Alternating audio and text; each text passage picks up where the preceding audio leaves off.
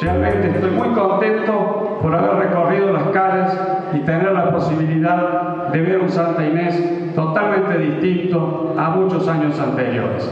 Creo que podemos seguir trabajando juntos y podernos dar una mejor calidad de vida a todos. Les deseo lo mejor, presidente, a toda la comisión directiva y siempre cuenten con nosotros. Un fuerte abrazo.